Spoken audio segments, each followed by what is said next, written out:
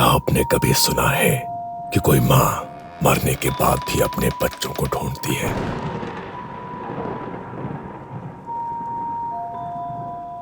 एक गांव है बेलपुर।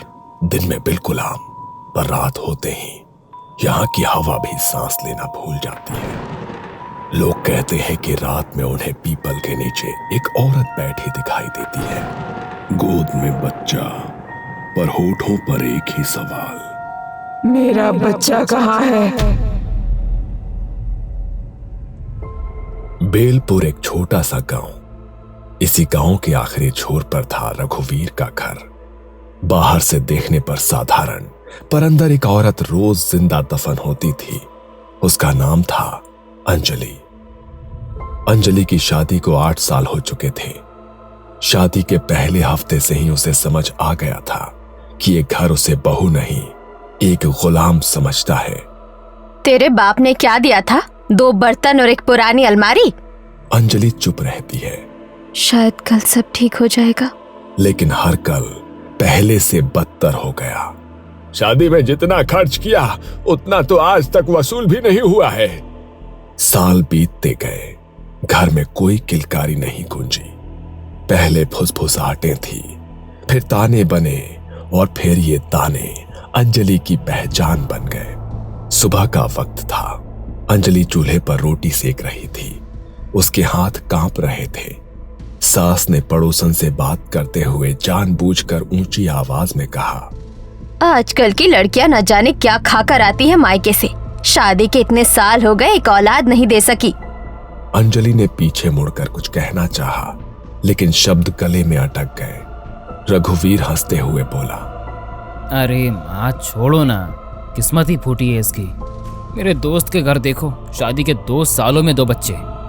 अंजलि ने चुपचाप रोटी पलटी। उसकी आंखों में आंसू थे, पर आवाज नहीं। एक दिन अंजलि के मायके से उसके माता पिता आए थे। माँ ने बेटी को देखते ही समझ लिया कि कुछ बहुत गलत है। अंजलि खाना परोस रही थी। बहू, थोड़ा तेज चलो। वैसे भी तुमसे क्या उम्मीद रखे? ना घर बढ़ाया ना वंश, कम से कम खाना तो गरम खिलाओ। रघुवीर अपनी मुंडी नीचे करके हंस रहा था। अंजलि की माँ रेखा ने बीच में कहा, बहन जी, डॉक्टर को दिखाया क्या? ससुर भैरव सिंह ने हंसकर जवाब दिया,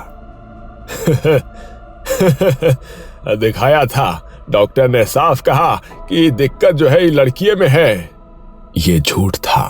कोई डॉक्टर नहीं, कोई जांच नहीं, बस इल्जाम। अंजलि का सिर झुक गया। उसके पिता कुछ बोलना चाहते थे, लेकिन बेटी की आंखों में डर देखकर चुप रह गए। धीरे धीरे ये बातें घर की 4 दीवारों से बाहर निकल गई। कुएं पर पानी भरती औरतें उसे देखकर कहती, वही अंजलि है ना? हाँ, इसकी सास कहती है ये बांझ है। इसके पति की दूसरी शादी होनी चाहिए। अंजलि जहां जाती उसे अपनी पीठ पर लोगों की उंगलियां चुभती महसूस होती। एक रात अंजलि अकेली बैठी थी, हाथ पेट पर रखे हुए। उसे सारी बातें याद आ रही थी। बांझ है, ये वंश मिटाने आई है। ऐसी औरत को तो घर में रखना भी पाप है। अगर मैं माँ बन पाई तो क्या सब बदल जाएगा? उसे तब नहीं पता था कि उसकी कोख खाली नहीं थी, लेकिन उससे पहले समाज ने उसे बांझ घोषित कर दिया था, और यही वो जहर था जो उसकी आत्मा में धीरे धीरे भर रहा था। हर ताने के साथ अंजलि की आत्मा में एक दरार पड़ती गई। 5 साल बीत चुके थे, जिनमें अंजलि ने हर ताना, हर मार चुपचाप सह लिया था, क्योंकि उसके मन में एक ही बात चल रही थी, अगर बच्चा हो गया तो सब ठीक हो जाएगा।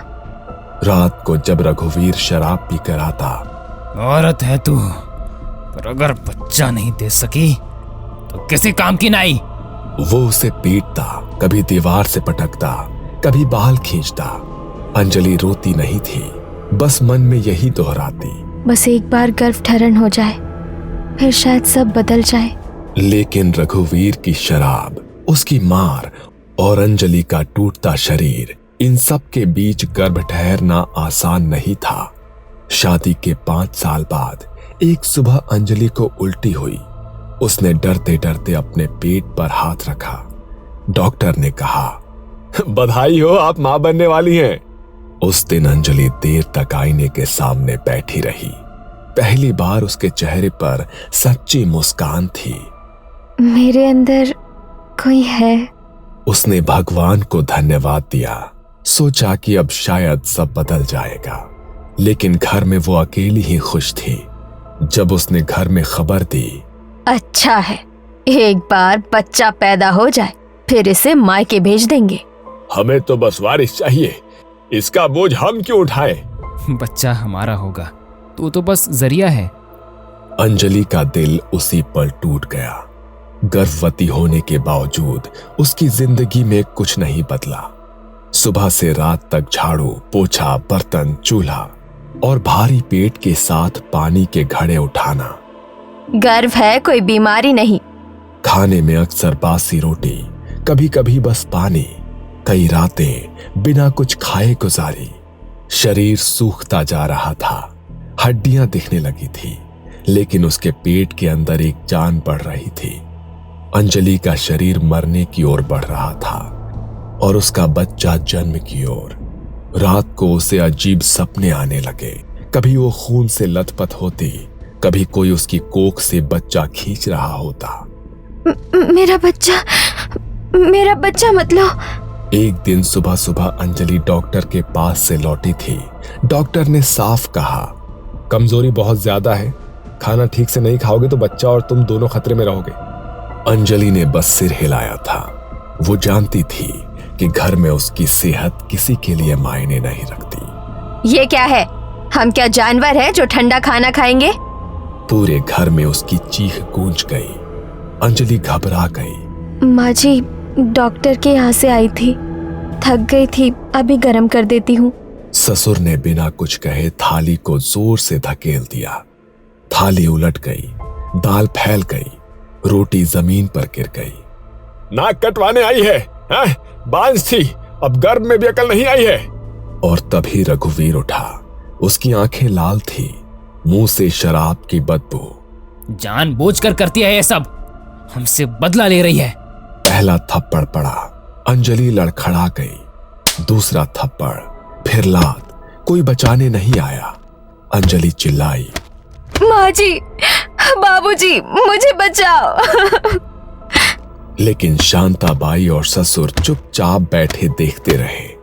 रघुवीर रुक नहीं रहा था। घूंसे, लात, दीवार से टकराता शरीर। अंजलि जमीन पर गिर पड़ी। उसने दोनों हाथ अपने पेट पर रख लिए। मेरे पेट में बच्चा है, उसके लिए तो रुक जाओ। लेकिन चीखते चीखते अचानक अंजलि शांत हो गई। उसकी जान चली गई थी। पूरे कमरे में सन्नाटा। सिर्फ एक बात, अच्छा हुआ झंझट खत्म, लेकिन इसे ऐसे ही नहीं छोड़ सकते। अगर किसी को पता चल गया तो पूरा गांव सिर पर चढ़ जाएगा। पुलिस, पंचायत और फिर बदनामी अलग। शांताबाई ने अंजलि की लाश को घूरते हुए देखा। उसकी आंखों में न डर था, न पछतावा। कोई संस्कार वंस्कार नहीं होगा। चिता जलेगी तो पूरे गांव को बताना पड़ेगा। झूठी चिंता दिखानी पड़ेगी। थोड़ा रुक कर वो बुदबुदाई, कल मोही बच्चा लेकर चली गई। रघुवीर चुप था। शराब का नशा अब उतर चुका था। उठा इसे और पीछे खेत में गाड़ दे, सुबह तक कोई निशान नहीं रहना चाहिए। रघुवीर ने अंजलि के शरीर को उठाया। उसके हाथ अब भी पेट को पकड़े हुए थे, जैसे वो मरने के बाद भी अपने बच्चे को बचा रही हो। रघुवीर का हाथ एक पल को कांपा, लेकिन वो रुका नहीं। उसने अंजलि को उठाया और पीछे के दरवाजे से बाहर निकला। खेत में अंधेरा था। रघुवीर ने एक गड्ढा खोदा और अंजलि को उसी कपड़े में गाड़ दिया गया जिसमें वो मरी थी।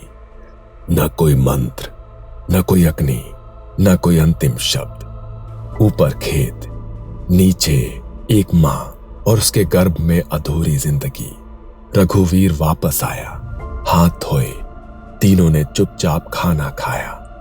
तीनों अपने अपने कमरों में सोने चले गए, जैसे कि कुछ हुआ ही ना हो। जैसे घर में कभी अंजलि थी ही नहीं। 3 दिन बीत गए थे, घर में अंजलि का नाम कोई नहीं लेता था। खेत के पीछे की मिट्टी अब बैठ चुकी थी। पर तीसरी रात, आधी रात के करीब शांताबाई की नींद टूटी। कानों में छोटे बच्चे की आवाज गूंज रही थी। ये किसकी आवाज है? कहीं बच्चा रो रहा है? कौन सा बच्चा? सो जा। लेकिन आवाज रुकने का नाम नहीं ले रही थी। धीरे धीरे वो आवाज पूरे घर में फैल गई। अगली सुबह गांव के चौराहे पर लोग इकट्ठा थे। कल रात मैंने देखा पीपल के नीचे एक औरत बैठी थी और वो रो रही थी। अब मैंने भी सुना, किसी के रोने की आवाज आ रही थी। मैंने भी देखा, लेकिन चेहरा साफ नहीं दिखा, पर गोद में कुछ था। गांव में बात फैल चुकी थी कि रात में कोई औरत दिखाई देती है। रघुवीर के घर में अब रातें सबसे डरावनी हो चुकी थी। कभी किसी के जोर से चिल्लाने की आवाज आती, कभी ऐसा लगता जैसे कोई असहनीय दर्द से कराह रहा हो। माँ, आपने सुना? हाँ, हर रात। एक रात भैरव सिंह को आंगन में अंजलि बैठी दिखी। गोद में एक बच्चा, वो उसे झुला रही थी। अंजलि।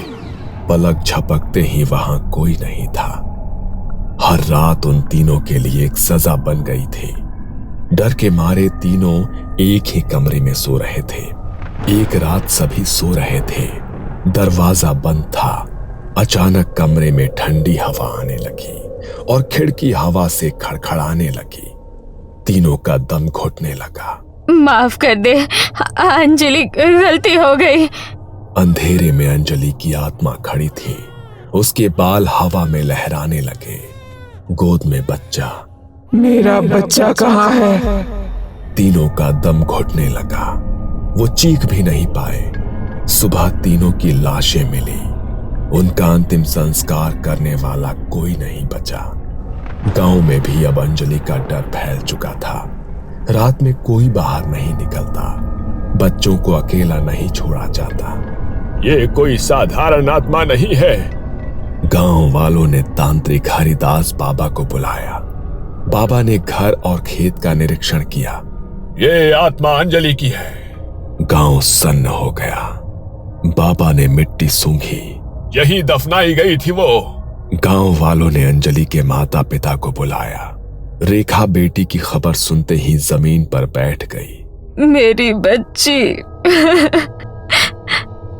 हरिदास बाबा ने कहा, गर्भवती आत्मा को शांत करने के लिए उसे वो देना पड़ता है जो उसके लिए सबसे प्रिय हो। अंजलि की पसंदीदा चॉकलेट, बचपन की गुड़िया, उन्हें खेत के पास रखा गया।